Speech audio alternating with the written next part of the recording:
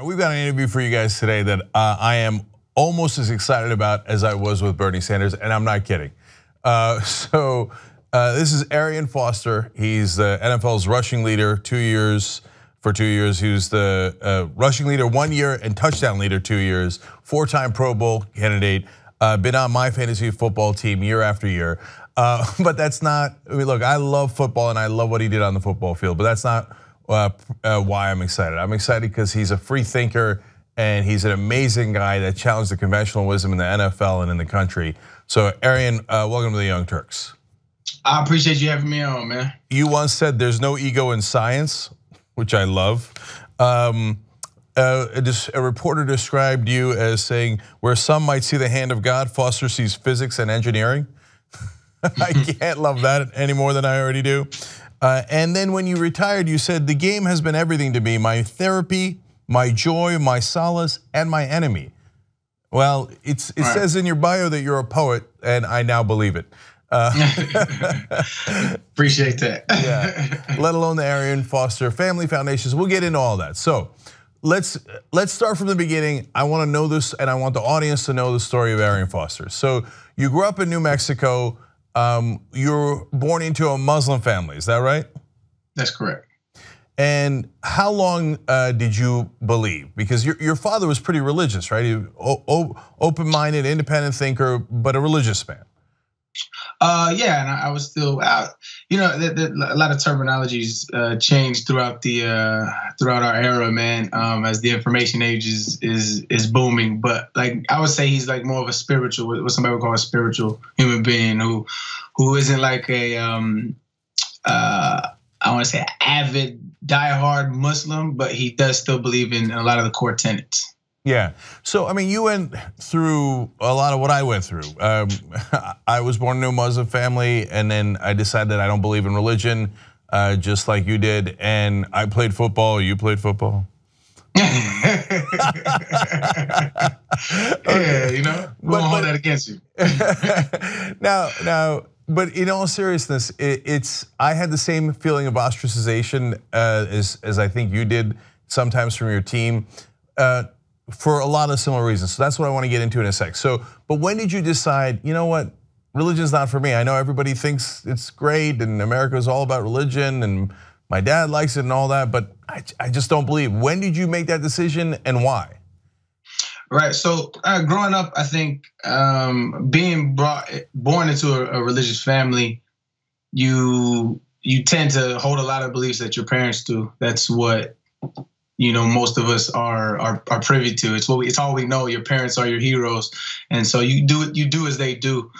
And for a long time, I did with it. I prayed 5 times a day, prayed to the east. And when I was little, I remember making little deals and pacts with God that, you know, if I do this, you know, can I have this? If I do, you know, just like any little kid would.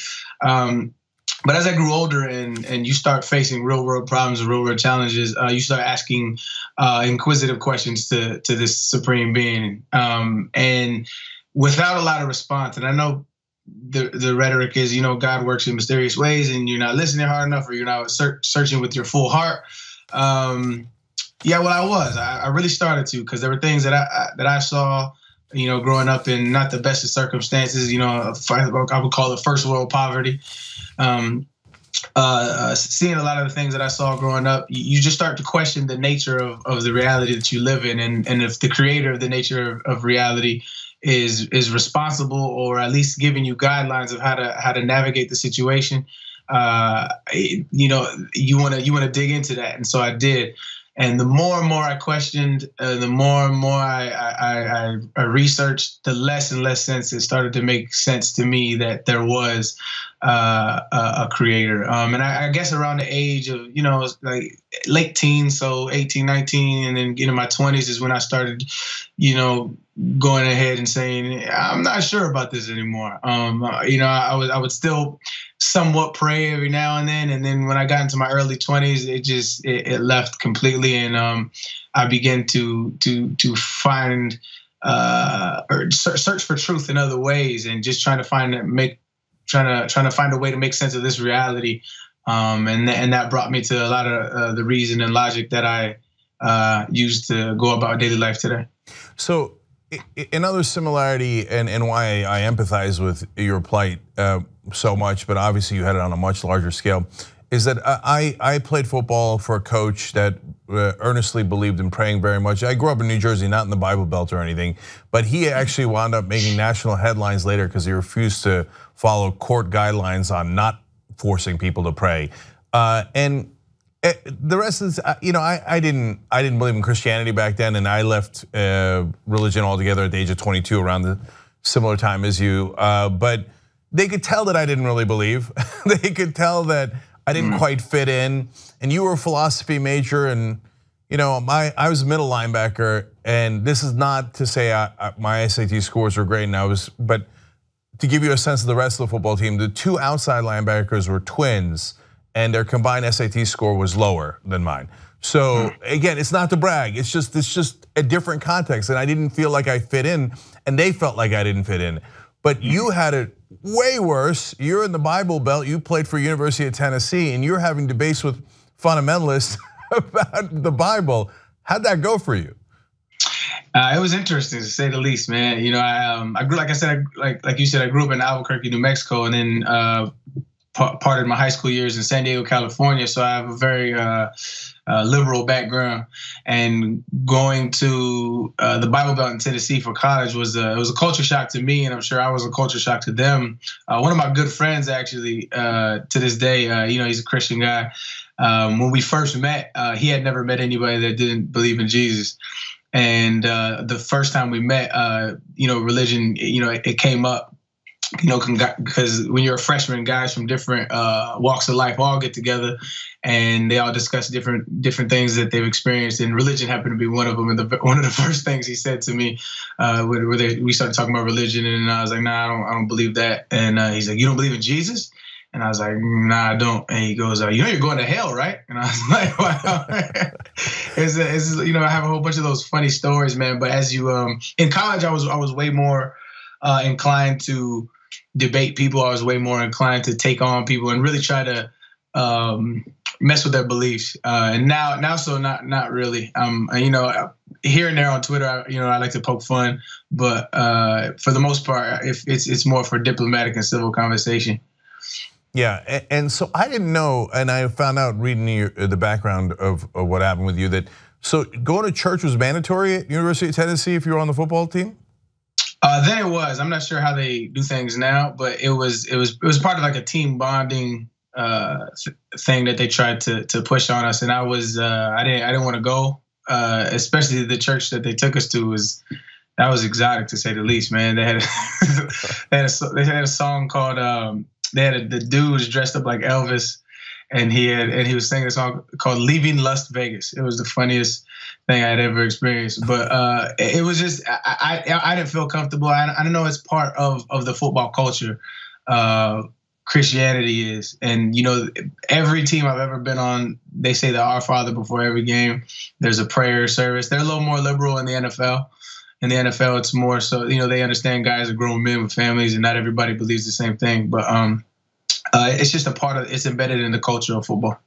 Yeah, and so you were the second leading rusher in University of Tennessee history, and that is not an insignificant accomplishment given the football history of Tennessee.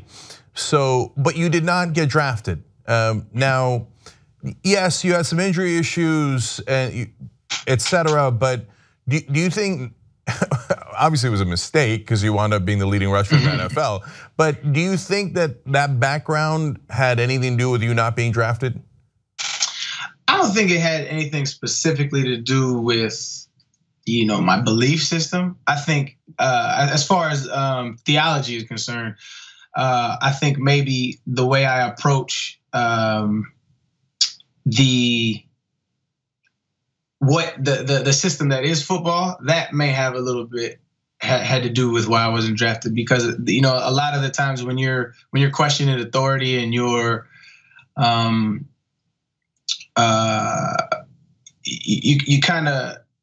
you push the boundaries of what you should and shouldn't do, that can be viewed as disruptive and not a part of a cohesive unit. And so that probably had something more to do with it, not necessarily the theology of it. That, and I didn't have a very good senior year. Okay, no, both are factors. For sure. Yeah. But look, not a good senior year, but given what you had done already in college, and NFL's not like the NBA. It is a deep, deep draft. Right. So it definitely had to do, I think, based on what I saw from the outside, had to do with, well, he's not a team player because he doesn't want to go to church. I mean, I think that really, it at least had a decent sized chunk in it, which leads us to contemporary issues. So Colin Kaepernick, obviously taking a knee during the national anthem has caused huge problems for him in the NFL. First, let me start by asking your thoughts on that. Well, it's a heavy social issue in this country that I think the conversation needed to be had and needs to continue to be had.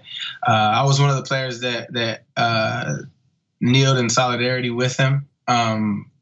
For the simple fact that I felt that his why he was protesting was solid. And we can get into the semantics of that if you want to, but I feel like Colin took a huge risk with his career, with his identity, and he stood up for something that he believed in. So to me, that's an admirable reason.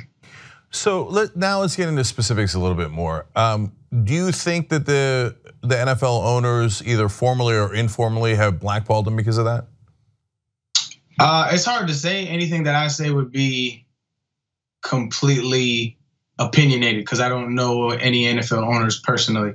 I know when I took a knee, where I was with the Miami Dolphins organization, I took a knee, and that owner, Mr. Ross, he came up and he expressed his gratitude for what I was doing, kneeling with Colin, and so he was on the side of the protest. Now, as far as all the other owners, I can't speak for them. I don't know, but I do know that a lot of the owners want to make America great again, and a lot of them want to. They don't like outspoken athletes, especially with politics. They think, like the majority of America thinks, the athletes should just shut up and play, and so there could be and there could not be. I don't know, but I don't. It's just hard to say. It's all speculation, and unless we have some hard facts, I have no idea. Okay, so but you were in the NFL for 8 seasons and you led the league in rushing, so you know a thing or two about football. So I'm just going to ask a football question here.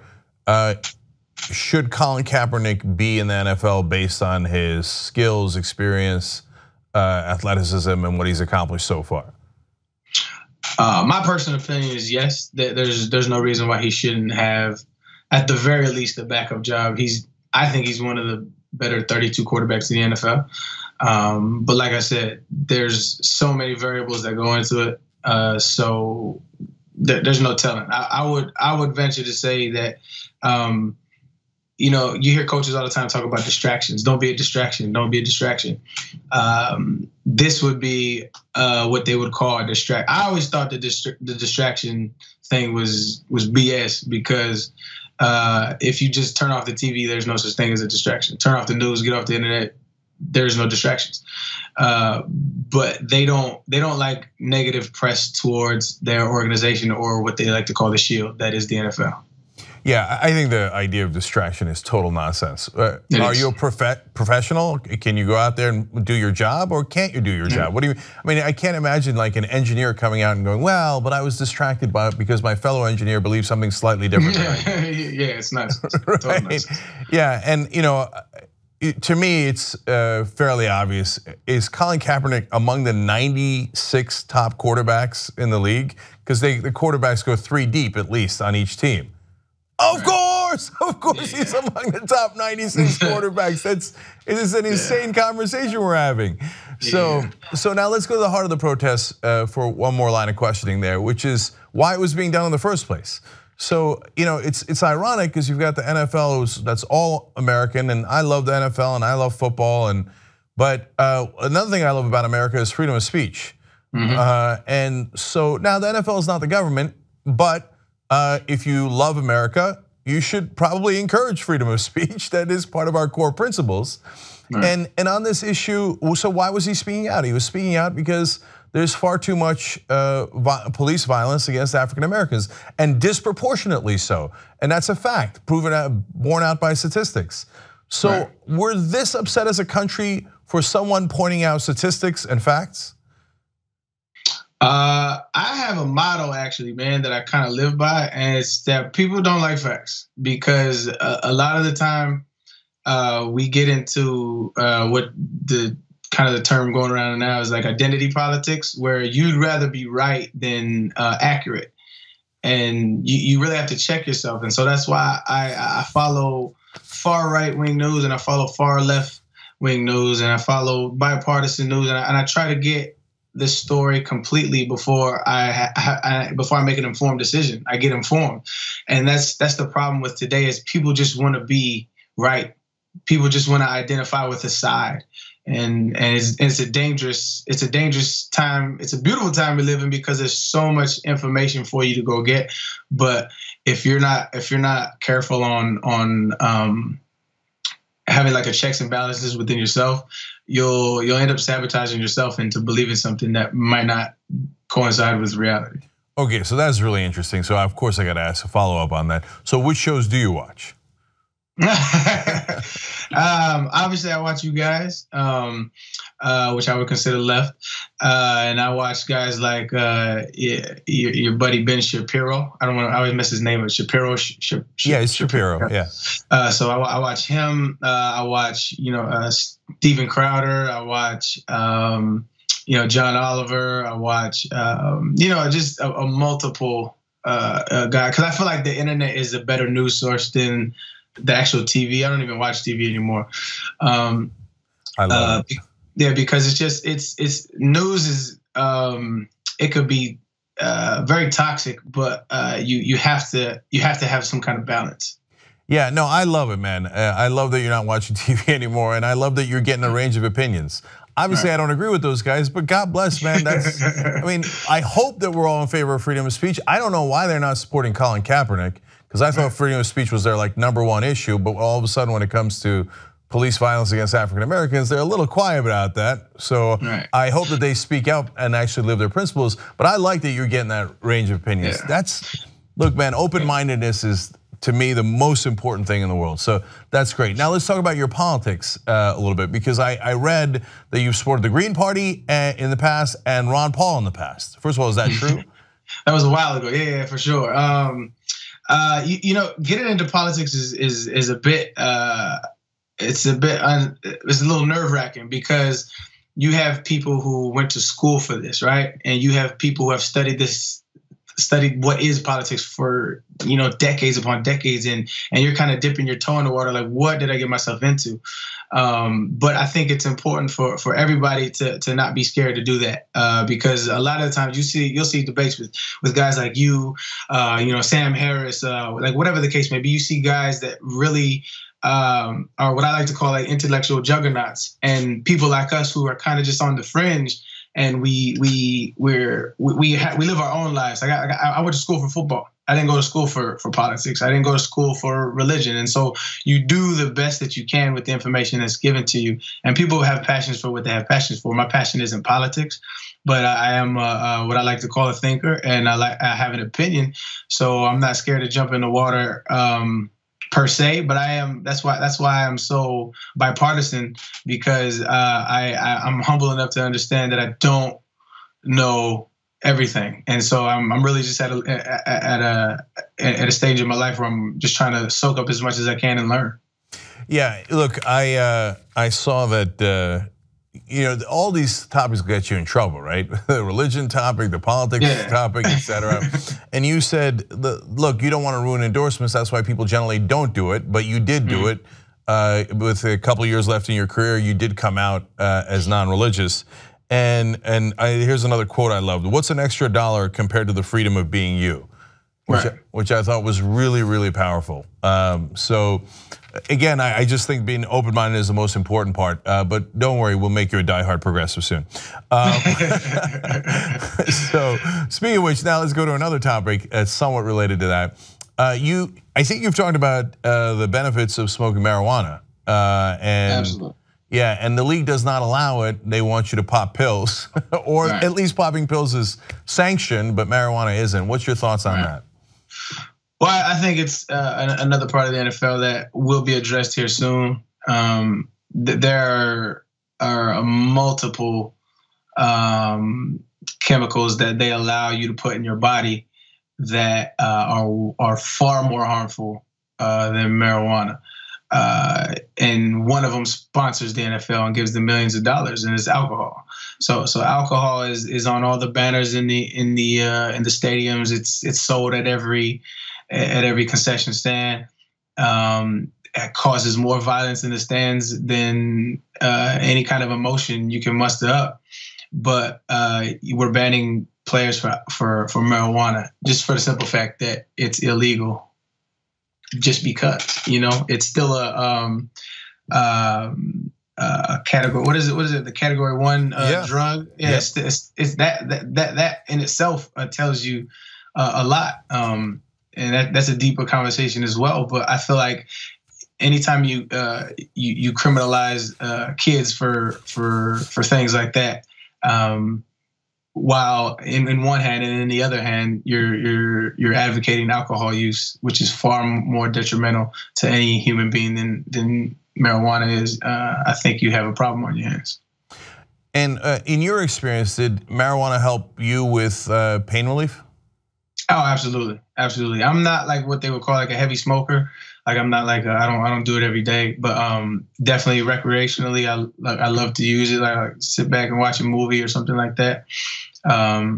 But when I was playing in the league, I would definitely use it in moderation, because the strain on your body as especially as a running back, you're in the trenches a lot, and painkillers after a while you could just feel them weighing on your body, especially when I said this one time when I was on Joe Rogan podcast. I had a back surgery in Los Angeles, and Percocet causes me to throw up, and I had a slip disc, and it causes me to gag.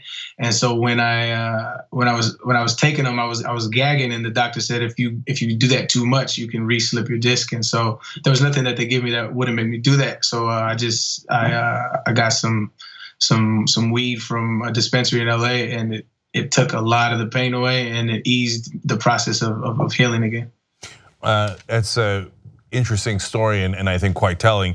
Well, look, when we talk about health in the NFL, we do have to touch on one more topic, which is the CTE studies. And a recent one came out where 110 out of 111 players wound up having some sort of damage to their brain. Now it was self-selected because those families sent those bodies in after they'd passed away, and so it's not necessarily representative of all the NFL. But does that significantly worry you, having played football for so long?